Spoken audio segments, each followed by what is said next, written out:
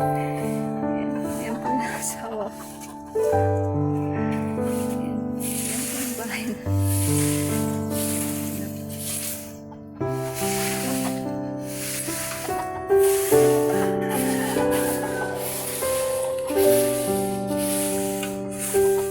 Linis po siya.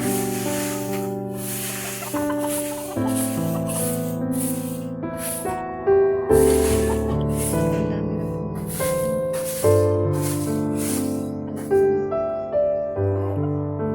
Yan ang bahay namin.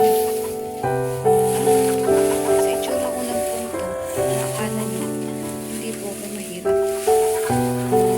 Hindi po ako naghihirap. Akala niyo, may kaya ko, pero wala.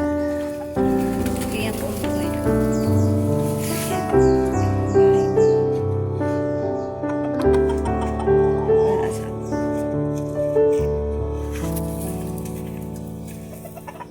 Magsisibak po yan.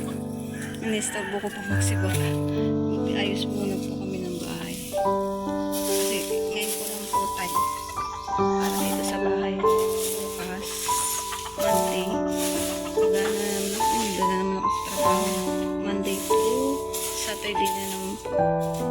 Kaya wala po akong time para sa kaya yan. Tignan nyo guys. Ang likod ng bahay. Diba? Yan ang likod ng bahay namin. Kala nyo Kala nyo ganda ko. Hindi po. Hindi kayo nagkakamali sa itsura ko. Na hindi kaya ng bahay. Yan po yung bahay ko. Ang munting bahay. So, yan po.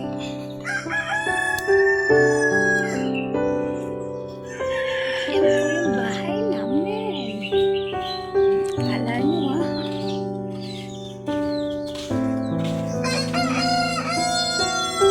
At yan yung alaga kong aso, si Panda. Hello, Panda, Panda. At dito po kami natulog sa cafe.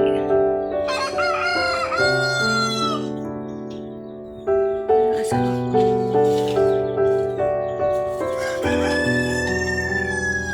Ayos niya po yung bahay ko.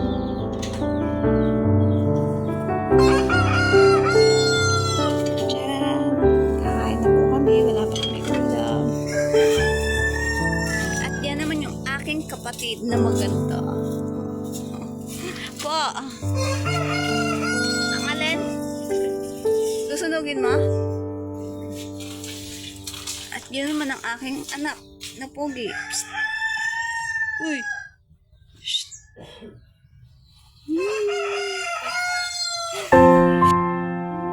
Yan po yung bahay namin.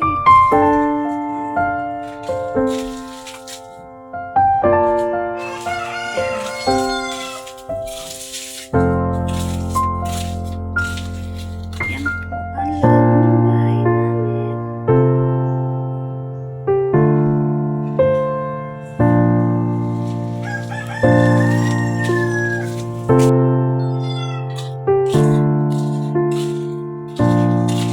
Welcome to my vlog. To Admin City.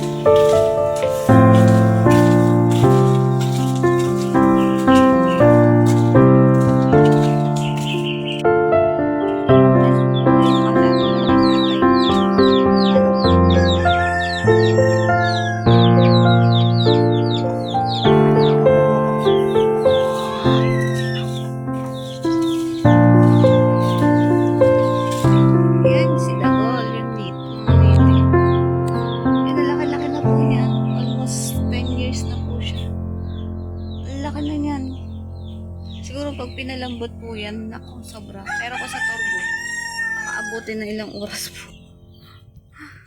Ayan. Ayan, Ming! Ming! Ang gagawin mo?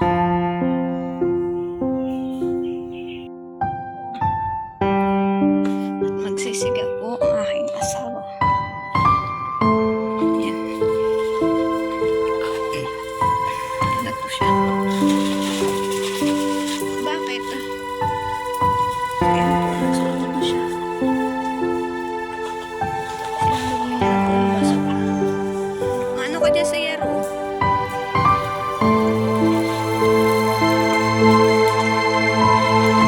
Bago mo iwanan yung tignan mo ako. Akin na posporo.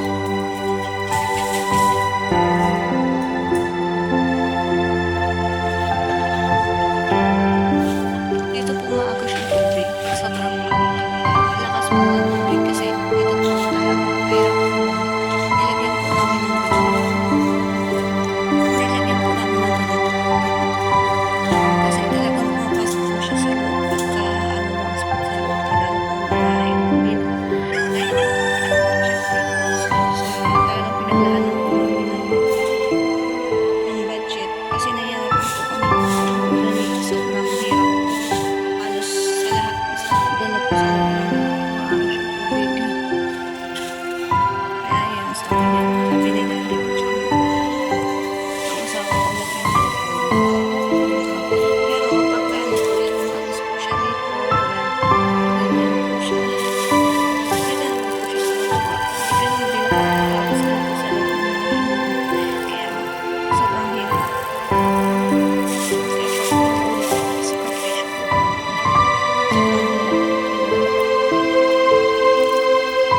Buti naman, tumigil-tigil na yung ulan. Tapos pag minsan yung tubig sa ilog, maapaw din. Kaya hindi na pinakakaroon sa sobrang hirap.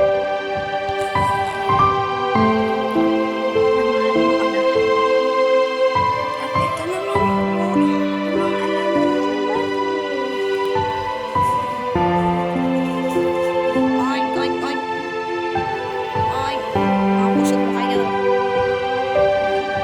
Bakit busog na kayo? Tahimik na kayo.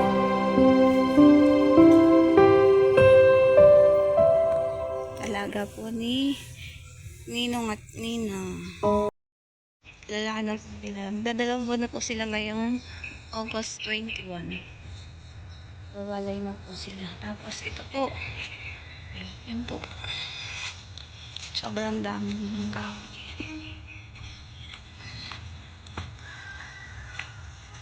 Sobrang dami po ng kahoy. Inuuwi niya po yun. Galing trabaho. Yan. Inuuwi niya po yan. Galing trabaho. Tapos ginagawa niya po nagsisibak siya. Nagsisibak po sila. Sinisi. Nasama po. Tapos hinabalan po siya. Sisibak po siya. Ang dami niya po sibakin kalalinggo po kasi nagsisibak po siya.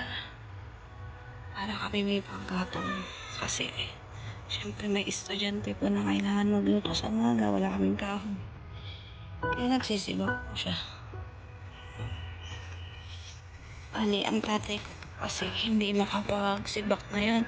Kasi na-operan po siya sa mata. May katarata po siya. Bawal po siya sa kama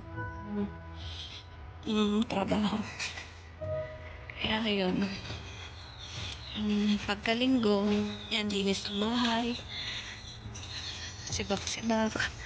Ang aming anak talaga, naka-schedule sa paglalaba. Siya po yan.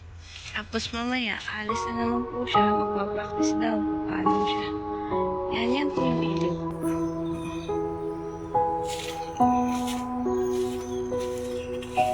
Yan po ang ilog.